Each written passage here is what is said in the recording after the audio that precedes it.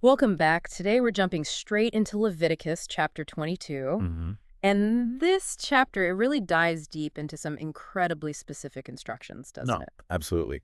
It's very granular. We're talking about rules for sacred offerings, the priests. Right. The priests Aaron and his sons get addressed directly, and the tone is serious from the get-go. Treat the sacred offerings with respect, or else you profane God's holy name. Exactly. That idea of holiness is key. These aren't just, things. They're consecrated, set Mm. apart for God. So messing up isn't just a mistake, it's an actual offense against God's holiness. That seems to be the perspective, yes. Which leads right into the next point. Who can even get near these offerings? Precisely. And the big filter here is ceremonial uncleanness. Okay, ceremonial uncleanness. What does that actually look like in this context? It's not just being, like, physically dirty, right? No, not in our modern sense. It's more of a ritual state, something that temporarily makes you unfit to interact with holy things. And for priests, the rule is stark. If you're unclean and you approach the offerings, You get cut off. cut off. That sounds final. What does that usually mean? Excommunication. Worse. It's a strong phrase. Yeah. It could mean being removed from the community, losing privileges, or potentially, depending on the context and the wider text, even death. It definitely underlines the gravity of the situation. Okay. And the text doesn't leave it vague. It lists exactly what makes a priest unclean. Oh, it's very specific. You've got things like infectious skin diseases, certain bodily discharges, Right. touching a corpse or even something defiled by a corpse, Huh. contact with someone after an emission of semen, touching certain unclean crawling creatures, or just touching another person who is already in that unclean state. Wow. Okay, so it covers quite a range. Health issues, death contact, even touching certain animals or other people. And if a priest does become unclean, Well, they're considered unclean until the evening. just till evening. Yes, but during that time, absolutely no eating the sacred offerings. And becoming clean again isn't automatic. What do they have to do? They have to bathe with water. Then, only after sunset marking the end of that day in the uncleanness period, then they can eat the sacred food again, assuming they've bathed. So a ritual washing and a time element. Got it.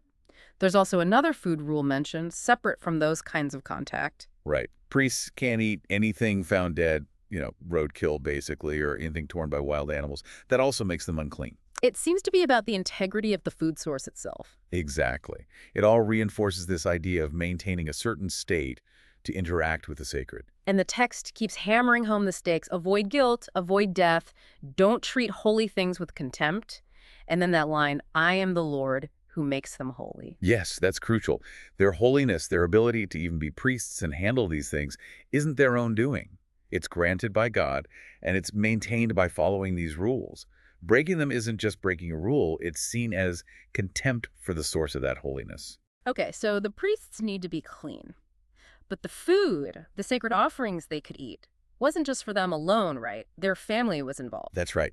And this brings in another fascinating set of rules about the household. It gives us a real peek into the social structure. So who in the priest's house could eat this sacred food? The basic rule is nobody from outside the priest's immediate family. Okay. So definitely not a guest staying over or like a hired worker just there for a job. They're considered outside that core priestly unit for this purpose. Makes sense. But then comes a really interesting twist, especially looking back now. The part about slaves, Yeah. If a priest buys a slave, or if a slave is born in his house, then that slave can eat the sacred food. that's quite a distinction. Why would a slave have access but not a guest or hired worker? It seems to tie access to being a permanent part of the household structure. Slaves in that system were property, yes, but integrated into the household in a way temporary workers or guests weren't. It wasn't about kinship, but about household membership. Permanent inclusion versus temporary relation. That's a key difference. Hmm. What about the priest's daughter? Her status could change, right? It could, yeah. If she marries outside the priesthood, marries someone who isn't a priest, she loses her right to eat the sacred contributions. She's part of a new, non-priestly household now. Okay. But there's a provision. If she becomes a widow or gets divorced, and importantly, has no children, and then she returns to live in her father's house. She can eat it again. Yes, she can eat her father's food, including the sacred portions, just like when she was young and unmarried. Right. Her access is tied directly to which household she belongs to. So it always comes back to that boundary authorized versus unauthorized people. No exceptions. But, people make mistakes. What if someone ate it accidentally? Ah, yes, the law covers that too. It Yeah. wasn't just an oops, Yeah, sorry. no. No, if someone ate sacred food by mistake, they had to make restitution, pay the priest back for the value of what they ate, Okay, fair enough. and add a fifth of its value on top, an extra 20%. Ooh, okay. That's a significant penalty. More than just making it right. Exactly. It serves as a penalty, maybe a deterrent against carelessness around holy things. And it wasn't just on the person who ate it. The priest had a responsibility too. How so? The text tells the priests not to let unauthorized people eat the offerings. They had to essentially guard access. If they failed and let the wrong person eat, they could incur guilt. So the burden was really on the priests to maintain that boundary. Okay, so that covers the people involved. What about the offerings themselves, the actual animals? Right, the chapter shifts focus there. It details the physical requirements for animals brought for sacrifice. This applies to both Israelites and, interestingly, foreigners living among them when presenting certain types of offerings, like burnt offerings or fellowship offerings. And the main rule seems to be perfection. Pretty much. For a burnt offering or a fellowship offering that's fulfilling a vow, the animal absolutely had to be without defect or blemish. And for burnt offerings, specifically male. Without defect. What did that actually mean? Again, the text is specific. Very. It lists things like being blind, injured, maimed, having warts, or festering sores, running sores. Any of those conditions disqualify the animal. It couldn't go on the altar. And there was that other quite graphic rule, too. Yes, about the reproductive organs. Animals with testicles that were bruised, crushed, torn, or cut were forbidden. Explicitly forbidden. Explicitly. And it adds that people shouldn't even do that kind of thing to animals in their land, nor accept such animals from foreigners for offerings.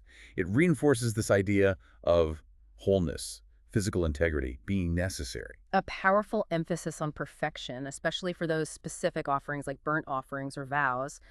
But wasn't there a small exception, something about free will offerings? There was, yes. That's a really interesting nuance. The text says an ox or sheep that was, say, deformed or stunted, not perfect, but maybe slightly misshapen, could be presented as a free will offering. But not for a vow. Correct. It would not be accepted for fulfilling a vow. So what does that tell us? Why the difference? Well, it suggests maybe a difference in the, let's say, spiritual weight or intent. A vow is a serious binding promise. Fulfilling it seems to require the absolute best, the most perfect offering. Okay. A free will offering, though, is more spontaneous, a gift given freely out of devotion. The rules seem to allow a little leeway there, maybe focusing more on the giver's heart than absolute physical perfection, unlike the solemn obligation of a vow. That's a fascinating distinction. What? The type of commitment affects the required standard of the gift. What about timing, age of the animal? Yes, there are rules there too. A young animal, calf, lamb, goat, had to stay with its mother for the first 7 days. 7 days. Only from the 8th day onwards was it considered acceptable for an offering. Any reason given? Not explicitly here, but it often gets interpreted as allowing the animal a basic period of natural life and maternal care before it could be dedicated. And connected to that, there's another rule. Which is? You must not slaughter an adult animal, a cow or a sheep, and its young on the same day. Another rule that seems to touch on, maybe, a respect for that natural bond, or preventing excessive cruelty. That's a common interpretation, yes. It shows a certain sensitivity, even within the sacrificial system. And quickly, thank offerings. Any specific rules mentioned here? For thank offerings, the main point in this chapter is that they had to be sacrificed acceptably and, crucially, eaten the same day. No leftovers till morning. None at all. It had to be consumed entirely on the day it was offered. That suggests a real immediacy, a fullness to the act of thanksgiving. Right. Offer it, share it, celebrate it, complete it all right then and there. So as the chapter closes, it ties all these incredibly detailed rules back to the big picture, right? It does. It circles back to keeping God's commands, not profaning the holy name. And God declares, I must be acknowledged as holy by the Israelites. That acknowledgement, being holy, it's not just about following rules, it's tied to their identity. Exactly. The chapter ends by reminding them who God is, the one who makes them holy, the one who brought them out of Egypt. The requirements for holiness and worship are grounded in that relationship, that history of redemption.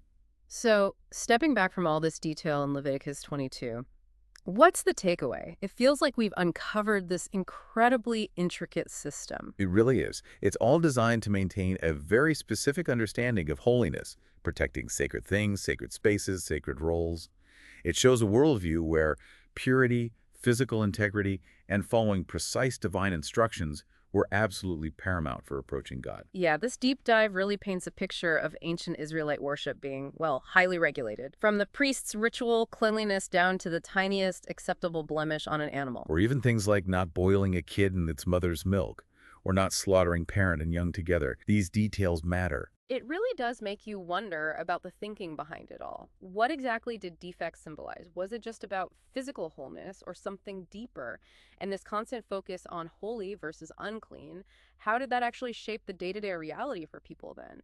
It's fascinating to think about how that compares to, how we or other cultures think about sacredness or even just concepts like integrity and respect today.